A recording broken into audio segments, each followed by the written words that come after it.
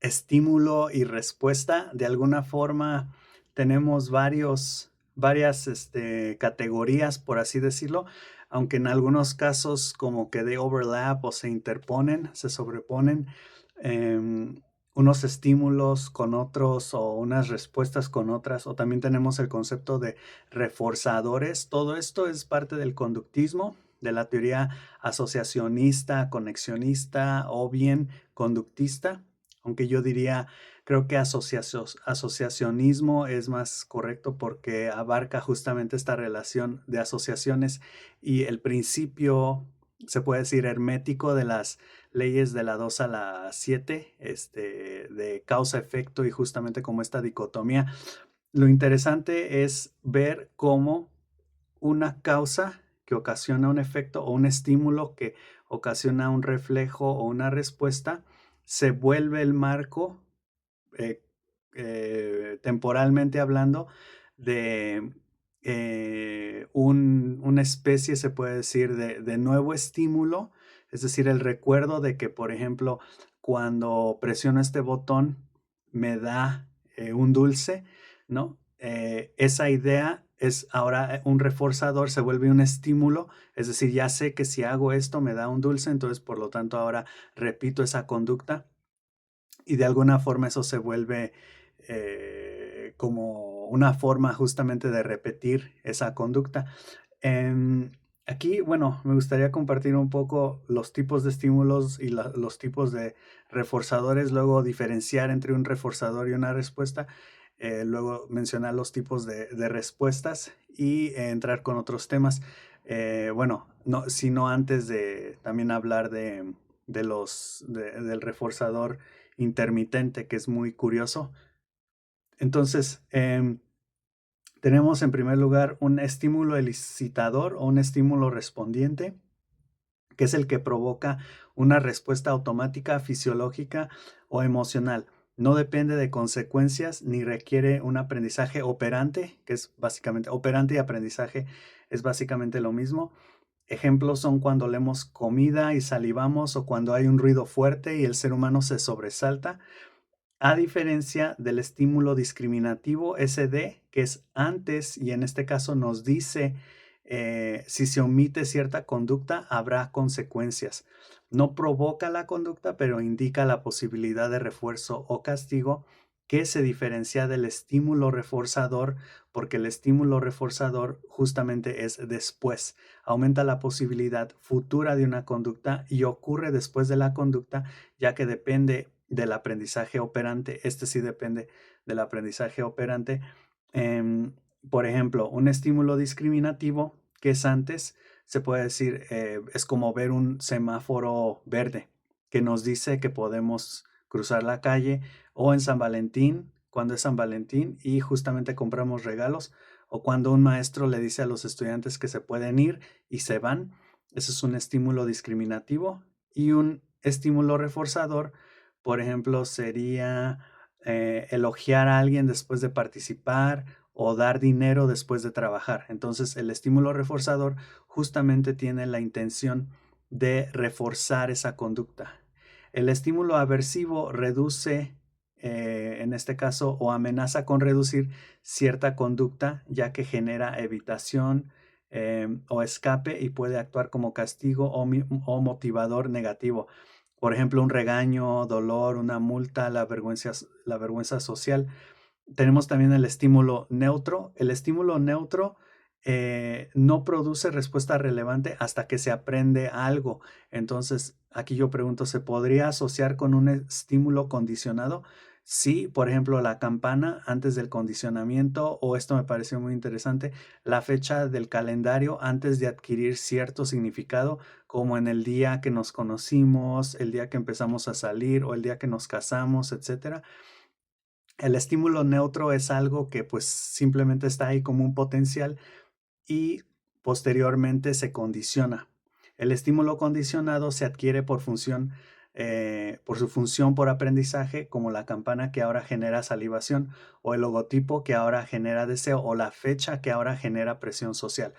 Entonces, se puede decir que el estímulo condicionado siempre fue anteriormente un estímulo neutro en el pasado.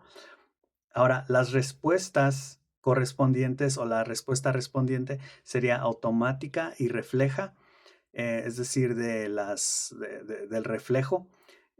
Luego tenemos el reforzador positivo, que es cuando se presenta un estímulo después de la conducta para aumentar la posibilidad o la probabilidad de esa conducta futura, como de nuevo elogiar a alguien después de participar. Entonces aquí vemos un poco cómo el reforzador de alguna forma se vuelve el estímulo inicial.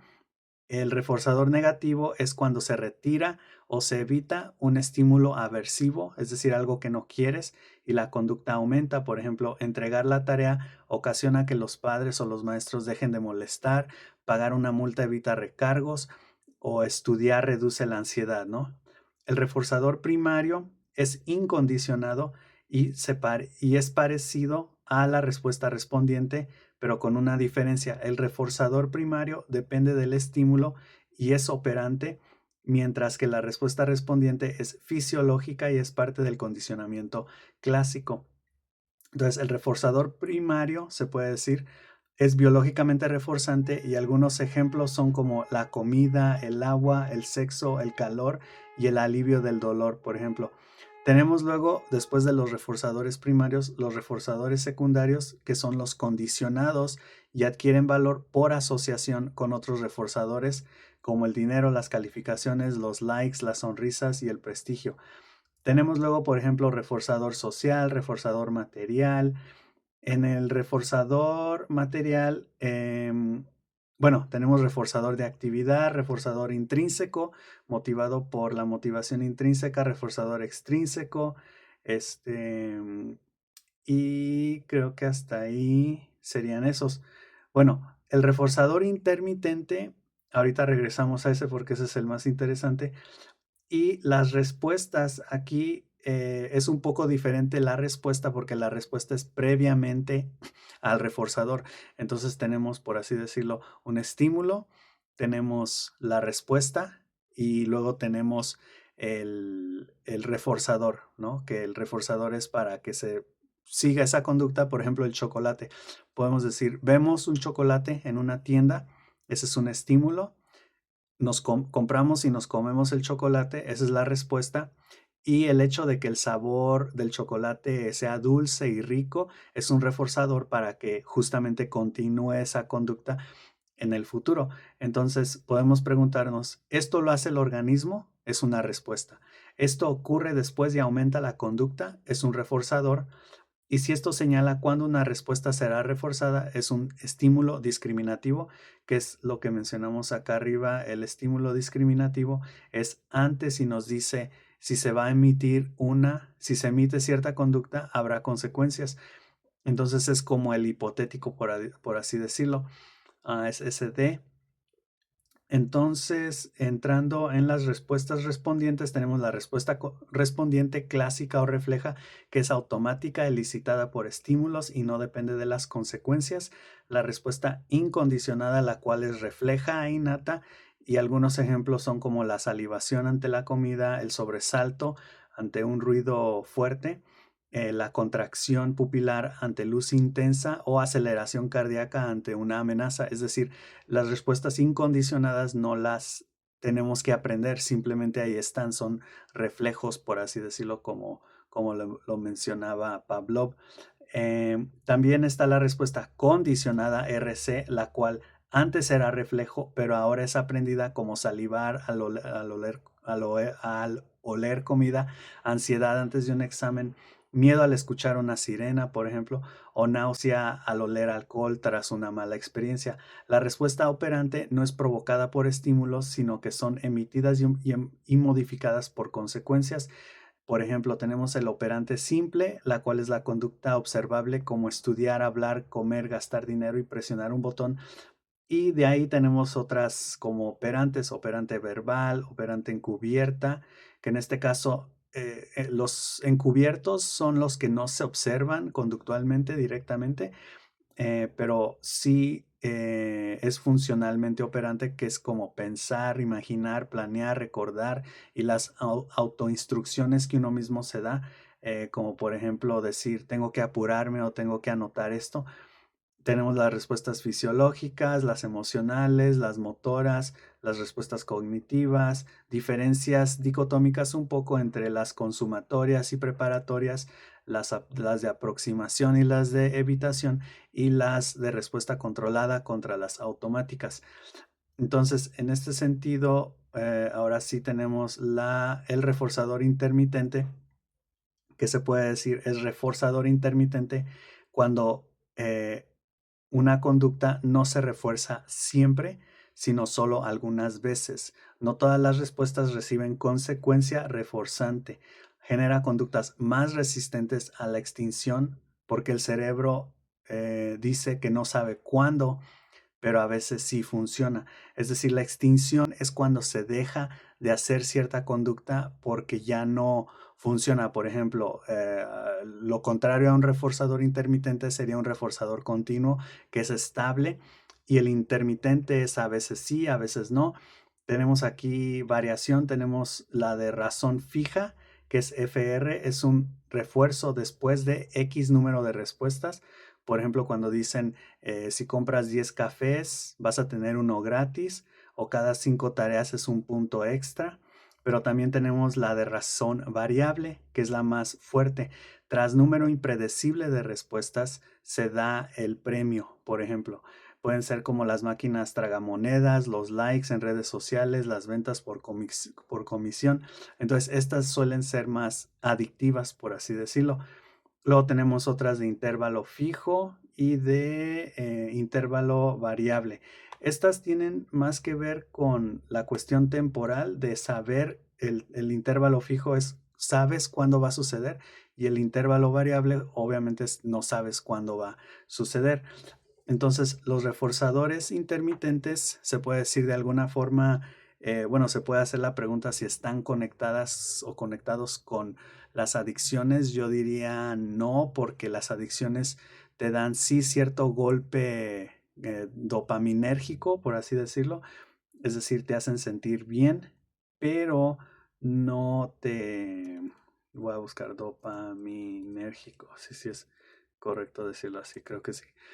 Te dan ese golpe siempre, ¿no? Siempre que, por ejemplo, tomas alcohol, siempre que tienes relaciones sexuales. Entonces, no es intermitente. Lo intermitente se da más, por ejemplo, en las relaciones tóxicas. Había aquí como varios ejemplos justamente del intervalo de la razón. Sí, pues como mencionaba, em, se puede dar, bueno, eso creo que estaba antes, sí, en la relación tóxica. eh, Esto hace que se mantenga la conducta, aumenta la persistencia y genera expectativa y dopamina. Por eso los casinos, las redes sociales, yo diría también las noticias, las relaciones tóxicas o la aprobación impredecible, justamente te tiene ahí como quien dice atado ahora esta vez sí voy a ganar, ¿no?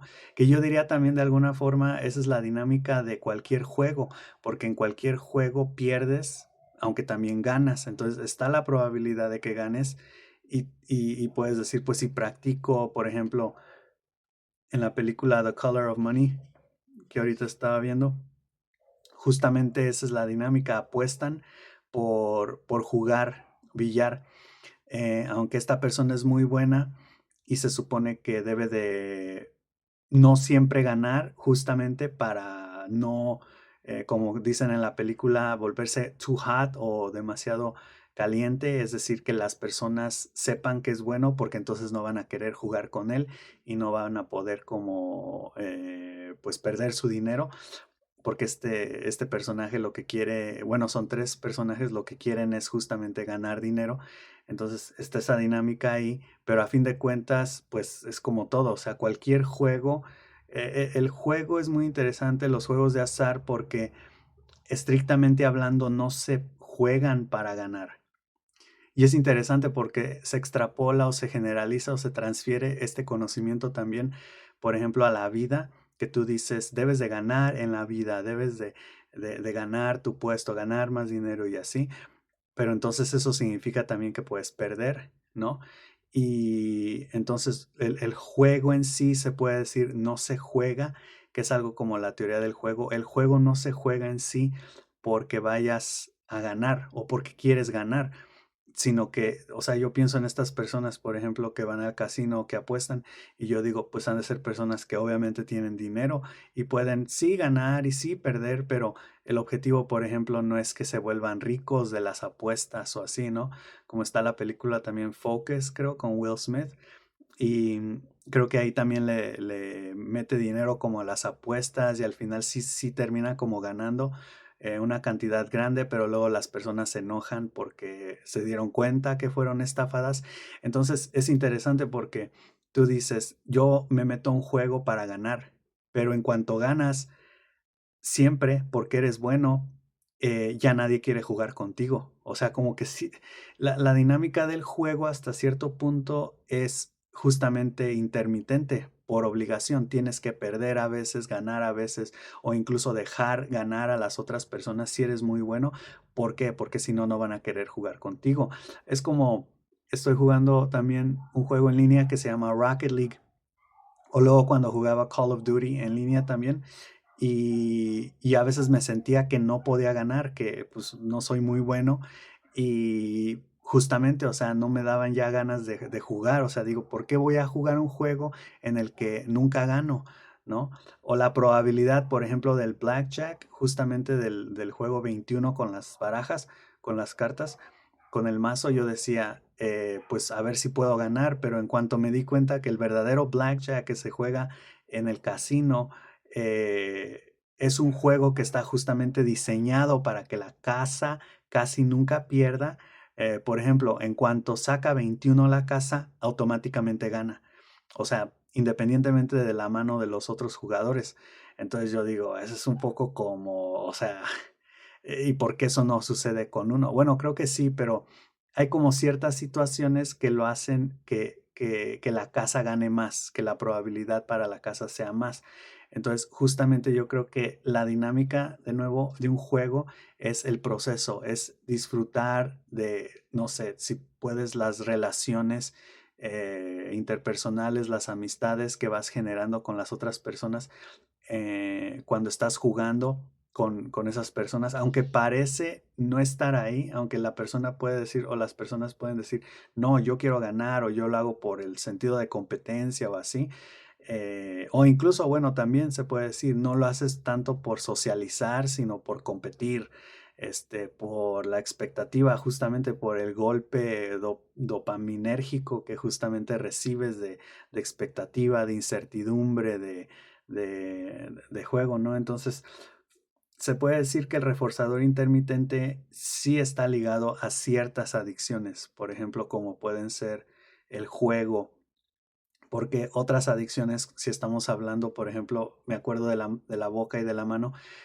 interfaces directos del ser humano con el mundo, pues está, por ejemplo, tomar, que se hace a través de la boca, comer, este, eh, tomar alcohol, fumar y comer en exceso, justamente, estas, estas adicciones no tienen un reforzador intermitente porque siempre te dan ese placer que buscas.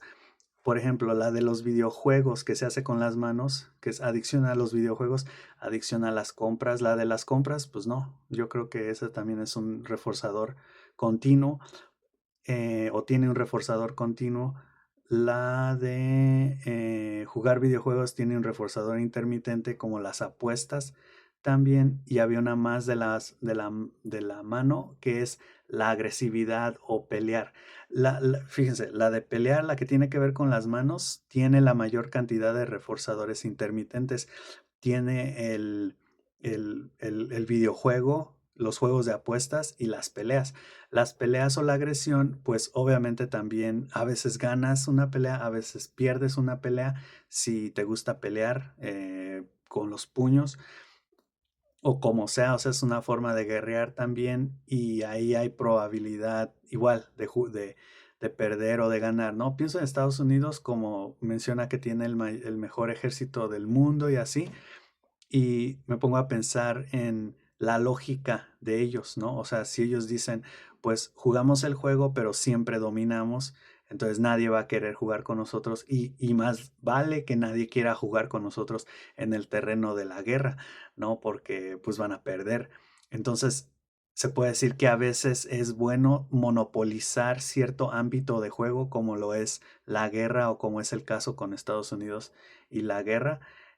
Tal vez también tenemos el aprendizaje vicario, el cual lo había mencionado previamente, pero aquí expandiendo, extendiendo un poco más esa idea.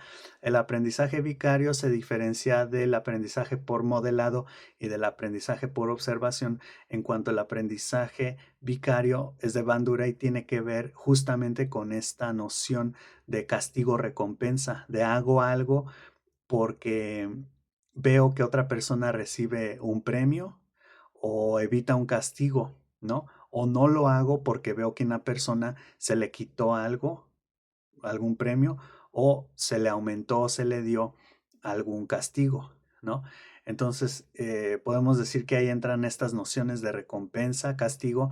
También es interesante asociar, por ejemplo, la idea de recompensa, creo que era éxito y promesa, ¿no? Porque una promesa es un éxito potencial o una recompensa potencial futura, ¿no? Pienso en esta idea de las personas cuando dicen, te prometo, te doy mi palabra que lo voy a hacer, ¿no? Y tú obviamente desconfías de la persona, pero puede que sí sea cierto y es una gran ganancia si cumple esa persona. Y es en la teoría del juego, es como simplemente darle una oportunidad a esa persona, porque si no cumple y te lo vuelve a pedir, no le vas a creer porque no cumplió, ¿no? Entonces es como algo que yo creo que puedes llegar a usar una vez, ¿no? Especialmente si la persona no te conoce y quieres hacer que confíe en ti, pero si planeas cumplir, al menos que simplemente estés buscando estafar a la persona una vez más. Pero de nuevo, ese es un juego que se puede decir que no vas en el que no vas a estar mucho tiempo, porque en cuanto tú ganas de forma tramposa, mintiendo, o no cumplas y tú dices, ah, pues me quedé con el dinero y ya, o lo que sea, ya no vas a poder jugar con esa persona, ¿no? Entonces te quemas, que es un poco diferente a volverte too hot o demasiado caliente, en el que todos te conocen, pero también cuando te quemas te puedes volver conocido por ser estafador, como le pasó a Frank Underwood en la serie House of Cards, y entonces ya todos saben que eres tramposo y mentiroso y ya nadie quiere jugar contigo, por así decirlo. Es decir, ya nadie quiere hacer tratos o negociar o interactuar contigo de ninguna forma. Entonces, el aprendizaje vicario justamente es aprendizaje en segunda persona, es cuando observas a otra persona justamente interactuar. Por ejemplo, vamos a decir, un estudiante que observa a otro estudiante interactuar con el maestro y cuando, por decir, hace su tarea y la entrega, ve que el maestro lo felicita, ¿no? O cuando no hace su tarea, ve que el maestro lo regaña, ¿no? Entonces tú dices, estoy viendo, vicario de ver, estoy viendo que le pasó esto a mi compañero, por lo tanto ahora yo ya aprendí que si es probable, ¿no? El conductismo funciona con probabilidad siempre. Es probable que si yo hago mi tarea, me felicite y si no haga mi tarea o si no haga mi tarea, no me felicite y me regañe, ¿no? Entonces, esa es una de las debilidades o de las desventajas del conductismo que justamente no toma en cuenta la variabilidad emocional y cognitiva del ser humano, o sea, no es simplemente acatar una orden o funcionar como una máquina que da una respuesta a una programación, ¿no? A un estímulo. Entonces, es interesante en ese sentido porque justamente tiene que ver con el reforzamiento o el conductismo que se da no en uno, sino en el exterior. Incluso podemos decir que el aprendizaje vicario es como aprendieron los primeros conductistas o los conductistas aprendieron justamente de los animales cuando los ponían en ciertas situaciones y veían que sí encontraban la forma de escapar de la caja o que sí salivaban ante tal comida o así. Entonces, justamente se requiere del aprendizaje vicario para, por así decirlo, sí, incluso se difiere un poco de los cognitivistas, de los psicoanalistas, de los demás, del otro lado de la moneda, de los otros autores que justamente hablan de estas cuestiones como más... sí, por ejemplo, pienso en Piaget, que experimentó, y otros teóricos también experimentaron con sus hijos, o el hecho de poder redactar. Creo que Freud, si no me equivoco, también redactó acerca de sus propias, de su propio sentir, de su propia forma de interactuar con sus pacientes. Creo que Carl Jung también. En cuanto a los conductistas, lo mantenían justamente todo en el exterior, ¿no? Visualizaban esta interacción no usándose ellos, o sea, ellos no se ponían en los experimentos, ponían a pollitos, a bebés, a perritos, a gatitos en los experimentos, ¿no? Porque justamente de eso se trata el conductismo, de observar la conducta exterior de las personas y de los animales en este caso. En cuanto el enfoque racionalista, cognitivista, constructivista, psicoanalista, humanista, justamente incluso justamente se llegan a usar los mismos autores como evidencia para sustentar sus teorías, ¿no? Así de, pues yo lo estoy viviendo internamente en mi ser, ¿no? Es interesante esa distinción justamente entre los mecanicistas, empiristas, conductistas y los que trabajaban para el exterior y los que trabajaban para el interior. Ok, entrando un poco con la resolución y solución de problemas, he escrito acerca de eso bastante y creo que ya ahí tenemos como varias ideas desde cómo definir el problema, la relación entre el cambio y el problema, lo cual ya lo mencioné. Este, Creo que lo más novedoso hasta el momento ha sido justamente en tener la capacidad de evaluar y la capacidad bueno, y tener la capacidad de flexibilidad al momento de hacer estos ajustes y reajustes en el proceso de la resolución de problemas, su función cíclica, que también tiene una función cíclica, el conductismo, y ahí es donde se vuelve todo como muy confuso, pero también la resolución de problemas tiene una función cíclica em, inmediata, casi. O sea, tú puedes decir, los pasos es identificar el problema, considerar alternativas, elegir la mejor alternativa, la mejor opción y ejecutar la acción. En cuanto tú ejecutas esa acción o llevas a cabo tu resolución o tu solución de problemas, inmediatamente tú estás generando un cambio, ¿no? Es interesante cómo el primer cambio que interrumpe el status quo o el hecho de que todo está funcionando bien es uno de muchos cambios que se van a generar, ¿no? Es como un efecto dominó y tú también ahí vas a tener que o ajustarte o dominar o dominar, me refiero a como hacer que el status quo regrese incluso, ¿no? Es decir, arreglar lo que está,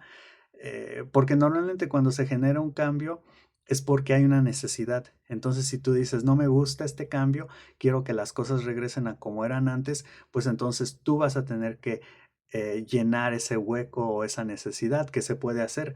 Y eso de alguna forma es como dominar, como controlar o conquistar, yo le llamo. Entonces tienes varias opciones. Tú te puedes adaptar también o puedes resistirte e incluso irte. Por ejemplo, digo, si estás en un trabajo y dicen, ahora se van a tener que quedar más tarde para una junta diaria o así, tú dices, no, yo no quiero, y te vas de la empresa, ¿no? O simplemente no vas y te castigan o así. Entonces, tú también llevas a cabo ciertos cambios que, o sea, van a generar otros problemas. En cuanto tú lleves a cabo tu solución, que es un cambio, es un problema, es otro problema, tienes que ver si estabilizas justamente esa ruptura en la estabilidad original en la que estaba. Entonces, bueno, ya me desvío un poco ahí con la resolución y solución de problemas, pero eso es como lo innovador ahorita o lo más nuevo que al aporte. Ah, sí, la parte cíclica, estoy viendo justamente ahorita una relación entre, entre toda esta parte del conductismo, el estímulo-respuesta reforzador, porque me estaba diciendo ChatGPT, es que, por ejemplo, una misma cosa puede ser estímulo, respuesta y reforzador, porque es bien conocido que, por ejemplo, en el principio de causa y efecto, la causa se vuelve no, perdón, en la causa y el efecto se vuelve la nueva causa de otro efecto y es una cadena, ¿no? Entonces, es bien fácil verlo si yo digo, me levanté tarde, causa. Llegué tarde a mi trabajo, efecto. Me descontaron de mi trabajo dinero por llegar tarde. ¿Qué es eso? Pues ese es un nuevo efecto de la causa de llegar tarde. ¿Por qué llegué tarde? Porque me levanté tarde, ¿no? Y así, entonces se va haciendo así. E incluso también si digo, la causa es que me levanté tarde. ¿Por qué? ¿No? Y seguimos yendo hacia atrás porque tuve una fiesta anoche. Entonces, esa es la causa de haberme levantado tarde. E incluso podemos resumirlo como haber tenido la fiesta ocasionó que me descontaran dinero, ¿no? Y ahí podemos ir como alargando, acortando la causa y el efecto. Eso entonces en sí es un marco, ¿no? Teórico, por así decirlo, conceptual o esquemático, en el que ahora vamos a poder decir, por ejemplo, si llego tarde, si tengo una fiesta y me levanto tarde y llego tarde al trabajo, me van a descontar dinero por haber llegado tarde, entonces para la próxima no tendré una fiesta. O sí tendré una fiesta, pero voy a poner como 7 alarmas para levantarme temprano para no llegar tarde. Entonces, ese hecho de haber llegado tarde debido a una fiesta y que me descontaran dinero, ahora se vuelve la causa o el nuevo estímulo para esta otra cosa. Y así de alguna forma se reinicia el ciclo. Ese es el ciclo del conductismo, entre otros también. O sea, el reforzador es un nuevo estímulo, básicamente. El reforzador, por ejemplo, que mencionaba con el chocolate. Oh, qué rico chocolate. Y ese ahora me provoca que mañana vaya a comprar otro chocolate, ¿no? Entonces ya no es el estímulo original que era ver el chocolate en la tienda. Cuando pasé por la tienda, ahora es el hecho de que, supo rico porque lo hice. Entonces esa acción ahora se vuelve de nuevo un esquema y eso se vuelve el nuevo estímulo para que vaya a la tienda a comprar un chocolate. Y por eso le llaman reforzador, porque entonces eso puede hacer que siempre me esté acordando de, oh, qué rico chocolate y siga yendo a la tienda a comprarlo porque refuerza mi conducta. En la resolución de problemas pasa algo similar, es cíclico, porque en cuanto, de nuevo, tú echas a andar tu solución, se va a generar otro problema y hay que identificar o incluso problemas que no hemos podido predecir. Se genera un problema y ahora hay que, de nuevo, generar nuevas alternativas, elegir la correcta y ese es el proceso justamente al que me refiero, evaluativo, de evaluar. También tenemos esta otra parte que es de no caer en las dicotomías, justamente, muy importante, porque caer en dicotomías es algo así como la falta de pensamiento crítico, que es cuando decimos, ¿cómo vamos a solucionar este problema? No, pues vamos a tener que hacer esto, la primera opción, ¿no? Y ahí es donde entran las lluvias de ideas, que es justamente pensar en más alternativas y es parte del pensamiento crítico. Ok, esa es la primera obvia idea, no hay nada de malo con mencionar lo obvio, pero ¿qué más? No, pues la segunda opción es esta y la tercera es esta, la cuarta es esta. Y entonces se generan más ideas y ahí justamente es esta capacidad de poder ver otras formas. La cuestión dicotómica sucede Normalmente, si no mal recuerdo, cuando nos vamos de un extremo a otro, por ejemplo, tenemos un problema y creo que es una cuestión como más emocional también, tenemos un problema y me enojo, ¿no? Que estaba escuchando que decían que los primeros 90 segundos después de un estímulo no debes de contemplarlos, o sea, yo diría como minuto, 2 minutos, no reacciones. Y sí es importante porque estaba escuchando que, por ejemplo, si alguien te llega con un estímulo, pasó esto, y tú dices, eso me hace sentir muy mal, me enoja, me pone triste, me estresa, se dispararon.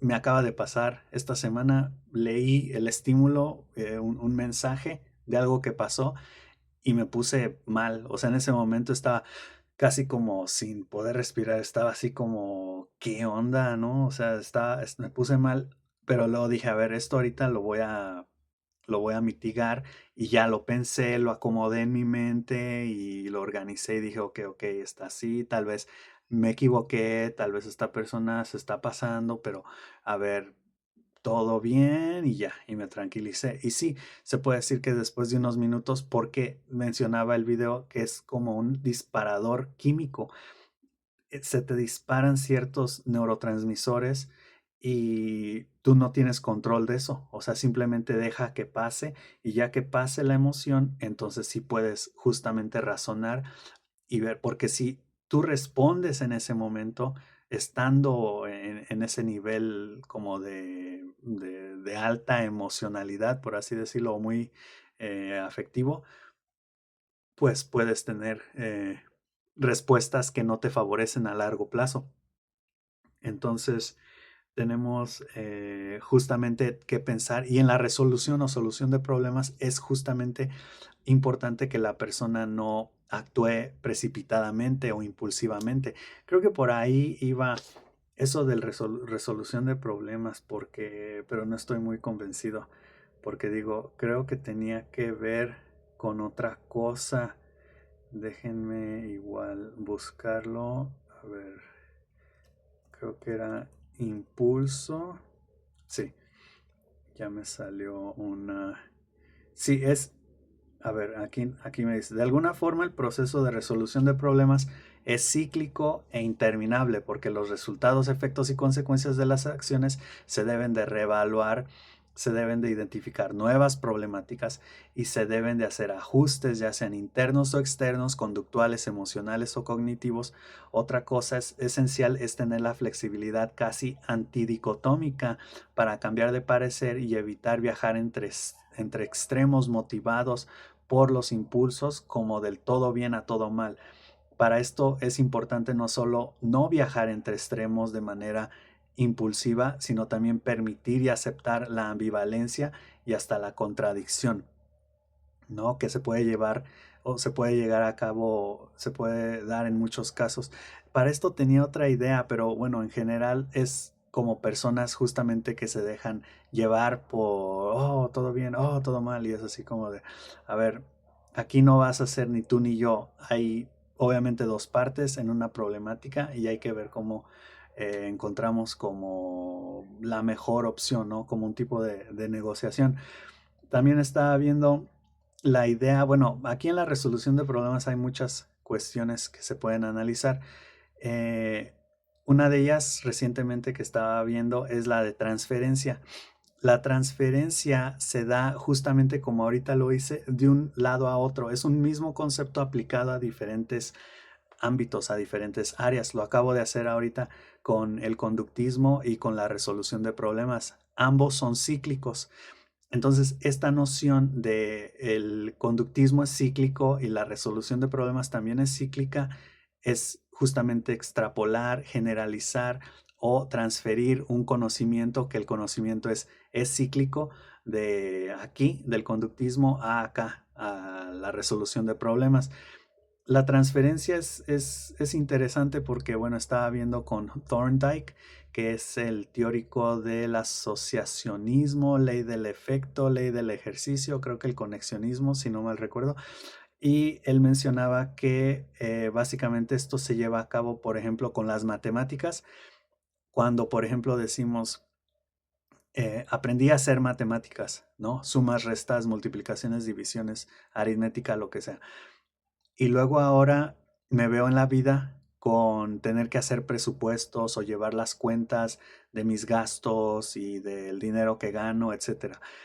Entonces ahí estoy haciendo justamente esto, extrapolar, aplicar conocimiento que aprendí en un área en otra área, ¿no? También interesantemente, los conductistas tienen cosas muy buenas, aunque eran personas desalmadas, bueno, no, aunque eran personas que veían todo como muy, rígido, muy, mecanicista, por así decirlo, pero tenían cosas muy buenas. Por ejemplo, Thorndike nos habla justamente de esta transferencia de conocimiento que se puede hacer y se puede aplicar en la educación, que es el objetivo de la educación hasta cierto punto, justamente permitir que el estudiante aplique lo que está aprendiendo en la escuela a situaciones, casos, situaciones reales de su vida.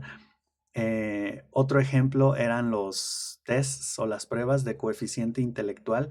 Muy interesantemente mencionaba Thorndike que los tests o las pruebas de coeficiente intelectual básicamente son test de transferencia de conocimiento. O sea, es a ver qué tanto sabes para poder resolver este problema en donde te pongo ciertos patrones en estos tres primeros casos y el cuarto cómo debería de ser, de acuerdo a esta lógica interna que no tiene nada que ver con nada cultural ni externo, ¿no? Entonces, a ver si puedes transferir justamente conocimiento de otra área aquí, a esta situación. Entonces, por ahí un poco la transferencia, la importancia de la transferencia, que es la forma en la que puedes ver si realmente alguien aprende algo.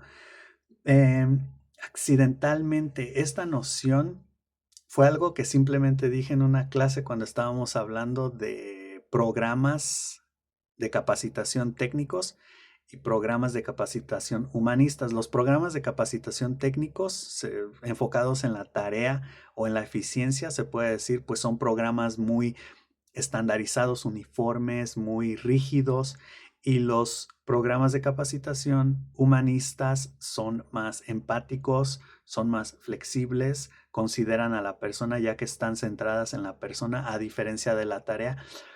Entonces estábamos, como que yo quise hacer esto de, puede haber, por ejemplo, formas de evaluar en los programas de capacitación técnicos que son más humanos o al revés, en los programas de capacitación humanos puede haber formas de evaluar que son más técnicas, ¿no? Como un poco de esto de la evaluación cualitativa o cuantitativa. Eh, y como que espontáneamente dije esto de, por ejemplo, visualizando un programa de capacitación técnico en donde todo es rígido y si no pasas, repruebas y lo vuelves a hacer y no contemplamos tus emociones, ni cómo te sientes, ni nada de eso. Y luego dije, por ejemplo, si en esa situación se está dando la retroalimentación porque se tiene que evaluar de cualquier forma y la persona tal vez le fue muy mal y el capacitador o el instructor empieza como a sentir empatía por esa persona y se vuelve un poco tolerante y la forma en la que empieza a hablarle es más empática. Dije, ahí sería como que accidentalmente fue empático, ¿no? Y esta noción de justamente el ser empático en la retroalimentación de un programa técnico es accidental y de alguna forma también está ahí la noción de la yuxtaposición.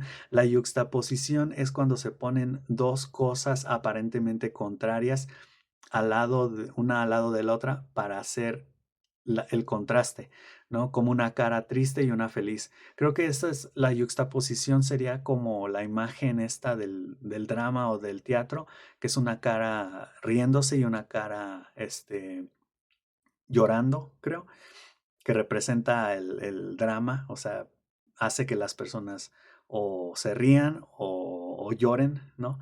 Que son las emociones fuertes, por así decirlo. También tenía una idea, por ejemplo, de un criminal joven cuidando un bebé, ¿no? O sea, una persona así que dice, oh, yo soy muy fuerte y muy, y muy hombre, por ejemplo, y te encuentras un bebé llorando y entonces tal vez dice, ay, o sea, tiene que le tengo que dar de alimentar y siente compasión, ¿no? Entonces es como una yuxtaposición, por así decirlo. El accidente entonces difiere un poco, también escribí un poco de esto, difiere un poco de la intención en cuanto, pues el accidente siempre es algo muy interesante, más en psicología y más en psicoanálisis que se evalúa como para el psicoanálisis, por ejemplo, no hay accidentes, todo lo que pasa tiene un porqué y aunque inconsciente. Entonces, sí, es interesante porque ahí se puede decir por qué yo dije eso de ser empático, por qué estoy buscando complejizar estas dicotomías claras de un programa técnico a un programa humanista. Pues tal vez para decir que realmente las cosas no son tan blancas y negras, que incluso en un programa técnico va a haber elementos humanistas o en un programa humanista va a haber elementos técnicos y así. Entonces realmente no es que un programa sea estrictamente técnico o uno estrictamente humanista, ¿no? Y tal vez ahí por eso por eso accidentalmente mencioné eso del accidente o de esta persona haciendo eso accidentalmente. Bueno, un poquito también redacté del reconocimiento en la otredad. Esto del reconocimiento en la otredad antes no me gustaba, no me gustaba considerar que las personas necesitan como esa atención, pero logré distinguir entre dos diferentes tipos de atención y ya veo que sí se puede decir, todos necesitamos atención, claro, de acuerdo a las investigaciones también de Harry Harlow con los monos que no recibían afecto y que literalmente comprobó que las personas, aparte de la comida que necesitan para subsistir, las personas realmente pueden morir por falta de amor, más los bebés o las especies mamíferas, creo, cuando nacen. Entonces, el reconocimiento tiene dos caras. Una es pasiva y la otra es activa. La mayoría de las personas, yo diría, son emocionales, altamente emocionales, y necesitan esta parte de la atención pasiva. ¿Qué es la atención pasiva? La atención pasiva es yo no voy a hacer nada, o sea, yo no necesito hacer nada, simplemente por el mero hecho de existir, exijo atención, exijo consideración, ¿no? Yo pongo un ejemplo en el tráfico, cuando luego las personas casi casi se meten a la calle, pero lentos, como diciendo, esta persona que viene, déjame, o sea, reconóceme y permíteme y hazme casi el gesto. Yo no los dejo pasar ni les hago, yo no los reconozco porque a mí no me cae bien ese tipo de personas que necesitan esa atención pasiva. La atención pasiva es tanto aplicable al sujeto como al objeto o hacia las dos partes. Hay otro tipo de atención que yo me veo incluido en este tipo de atención, la atención activa. La atención activa es porque yo voy a decir algo, yo voy a hacer algo y necesito que tú me veas, ¿no?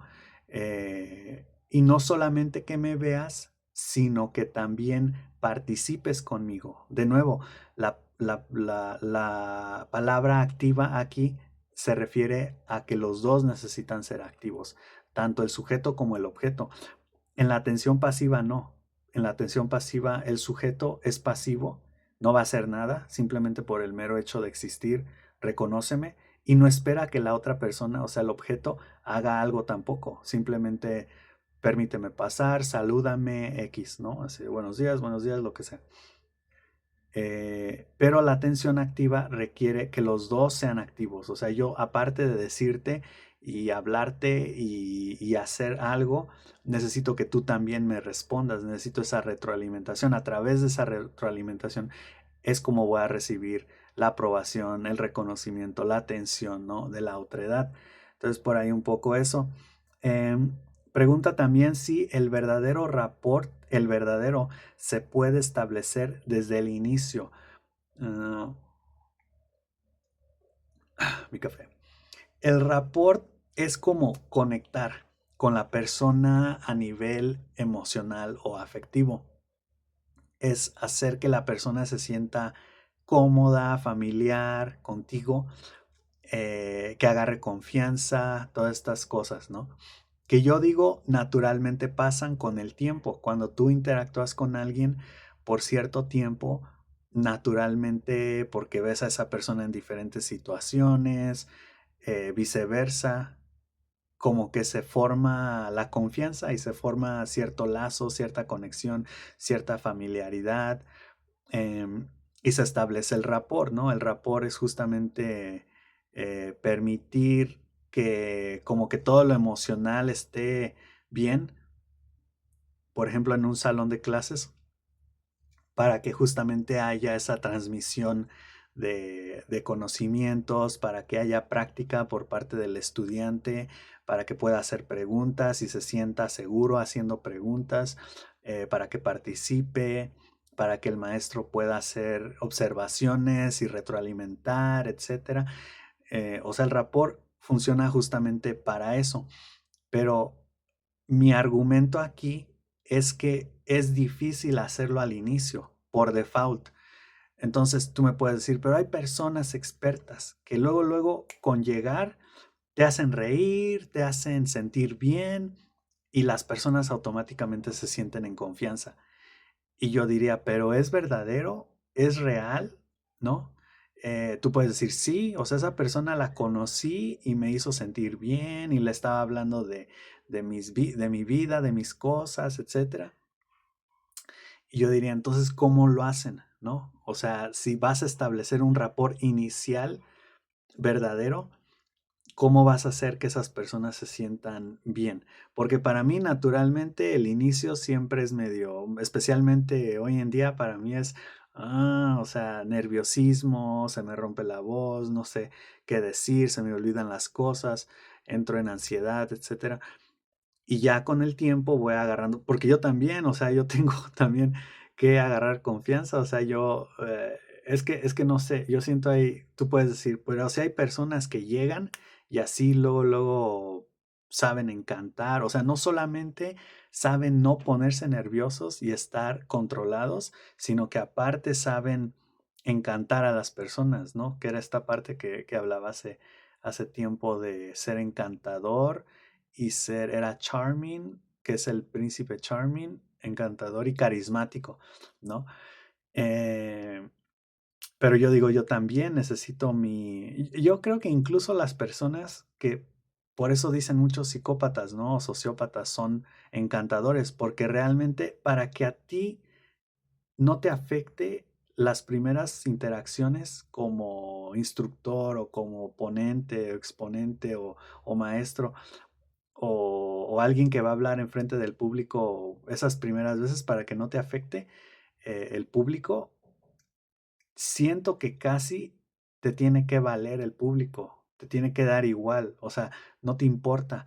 Y como no te importan las personas, pues obviamente no demuestras ni miedo, ni ansiedad, ni nerviosismo. También yo cuestionaría mucho esta parte del nerviosismo. ¿Por qué el nerviosismo es mal visto? Puedes decir, pues es que de alguna forma es como si la persona sabe que está haciendo algo malo y se deja ver a través del nerviosismo o no sabe lo que está haciendo y por eso está nerviosa la persona. Y tú puedes decir, pero ¿qué tal si nada más tomó demasiado café? ¿O qué pasa si pues es ansiosa? O sea, ¿por qué las personas ven mal el nerviosismo? Y estaba escuchando a Jimmy Kimmel creo que esta semana justamente, se ha vuelto yo creo que un poco más nervioso y, y lo estaba escuchando que se le rompía la voz y se le ponían como llorosos los ojos y dije, está bien nervioso, o sea, está bien mal, ¿no? No creo que nervioso, pero estaba mal, emocionalmente alterado. Y lo que sí noté en mí es que me distrajo de lo que estaba diciendo. Ya no estaba poniéndole atención a lo que decía, o sea, me distraje porque dije, está nervioso, ¿por qué está nervioso? O sea, ¿es nerviosismo o es elevada emocionalidad? Entonces, justamente eso es lo que puede ocasionar. Entonces, entiendo esa parte. Es en el mejor de los casos, incómodo para el público o para un salón o para estudiantes o para personas estar escuchando a alguien nervioso, ¿no? Pero digo,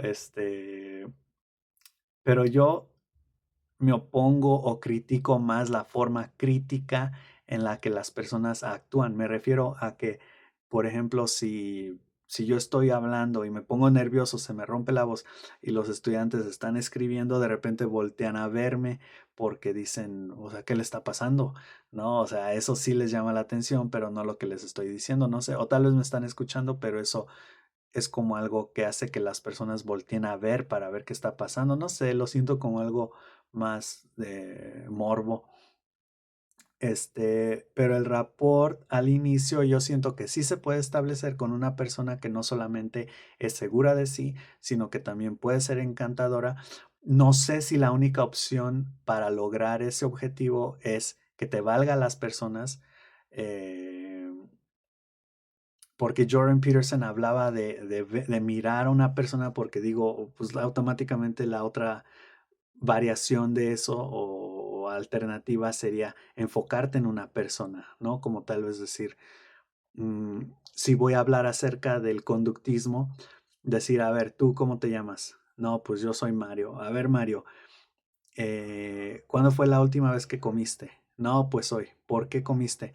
Pues porque me dio hambre. Ok, ahí tenemos un claro ejemplo de estímulo y respuesta o algo así, no sé, o sea, como meterte de alguna forma con la audiencia, no sé, con los estudiantes, en lugar de, pues me valen, ¿no? Como un poco más psicópata y que se puede decir que eso hasta cierto punto hago, o sea, como que trato de no pensar en las personas más porque ahorita también son grupos grandes que tengo y justamente es como decía un estudiante que me dijo, al exponer enfrente de 30 personas o más, veo la pared detrás de ellos, ¿no? O sea, no me enfoco en ninguno porque me voy a poner muy nervioso. Y a mí también eso me ocasiona como cierto nerviosismo, ver a las personas a los ojos porque digo, pues, ¿qué te veo? ¿Qué me ves? O sea, escucha lo que te estoy diciendo, es más auditivo, es más auditiva la situación.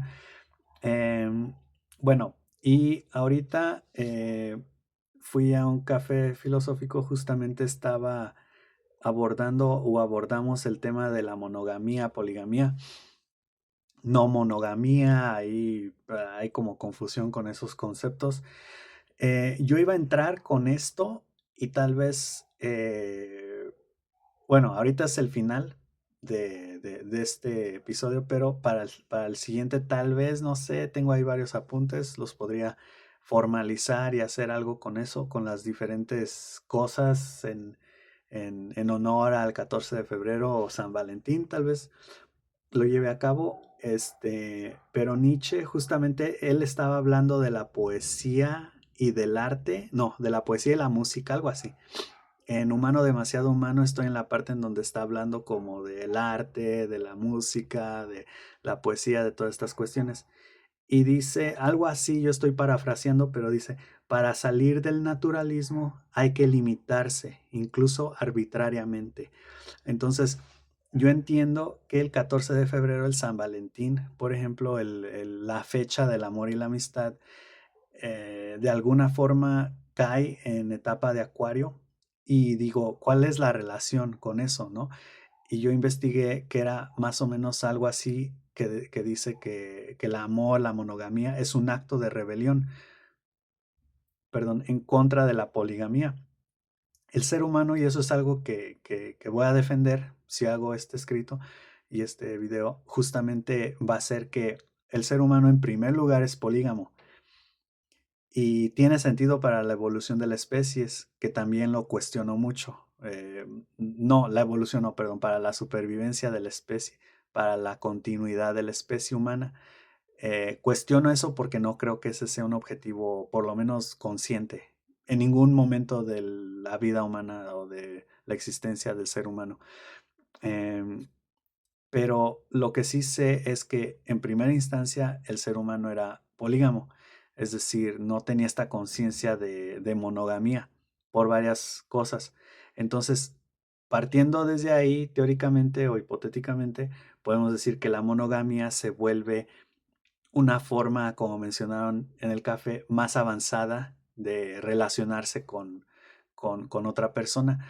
Y para eso justamente yo diría que, como dice Nietzsche, para salir del naturalismo, el naturalismo lo definiría como un primer naturalismo, una primera naturaleza, ¿no? Que porque yo pienso, está esta palabra también artificial, la cual tal vez la explore. No creo que nada sea artificial, porque todo está hecho en la tierra, todo viene del humano, de la tierra, de aquí. Entonces, todo es naturaleza, ¿no? Pero podemos hablar de niveles de naturaleza, primera naturaleza, segunda naturaleza, tercera naturaleza, tal vez así. Por ejemplo, los robots son una especie de naturaleza, pero naturaleza de niveles superiores, por así decirlo, o más elevados. Em, También mencioné eso en el café y unas personas como que no, y yo dije sí, o sea, vamos a hablar de este tema entonces, que lo mencioné algo así como un alienígena desde lejos, viendo a la Tierra y viendo todo lo que hay en la Tierra y diría, Los robots y las plantas son de aquí, están hechos en la Tierra, entonces son naturales, ¿no? Nada más porque tienen distintos componentes, distintos antecedentes, distintos, todo, tiempos históricos en los que se hicieron o en los que existen. Que ahí también podemos entrar en esa noción si lo artificial es lo hecho, tal vez lo humano, pero de nuevo, o sea, lo humano es natural, el ser humano, su existencia es natural en la Tierra, o sea, al menos que vengamos de otro lugar, pero si un alienígena ve todo lo que existe en la Tierra actualmente, diría, pues todo eso es natural, es parte de la Tierra, está ahí, ¿no? Nada más que, de nuevo, el ser humano tiene esta idea romántica de lo natural como plantas, animales, o sea, y oh no, la mesa, la madera, la tecnología no es natural, ¿no? Así como, ok. Pero sería interesante entonces decir que sí es artificial, o lo artificial sería todo aquello que no es de primera naturaleza, ¿no? O sea, tú dices, entonces una mesa es artificial, ¿no? Aunque esté hecha de madera de un árbol, ¿no? O una manzana también por su uso, cuando me la como ya no es natural, o sea, porque tiene otra funcionalidad, la estoy usando para alimentarme y siempre y cuando esté con el árbol, pues es natural porque su función es nada más crecer con el árbol y ya, no sé. Entonces, para salir justamente de ese naturalismo, podemos decir de esa primera naturaleza, hay que limitarse, ¿no? Y los límites justamente hablan yo diría, de la concentración de ciertos fenómenos, ¿no? Y justamente para profundizar en ellos, ya que no podemos abarcar todo. O sea, nos podemos imaginar un ser humano polígamo justamente tratando de abarcar todo y no teniendo realmente como satisfacción individual o personal, porque podemos decir la poligamía en términos evolutivos o de supervivencia de la especie tiene sentido, porque es mientras más haya, mejor, ¿no? Y más eh, para la supervivencia de la especie, que no es el más fuerte, es el que mejor se adapta. En otras palabras, para eso se requiere diversidad. Creo que eso ya también lo había visto en algún momento.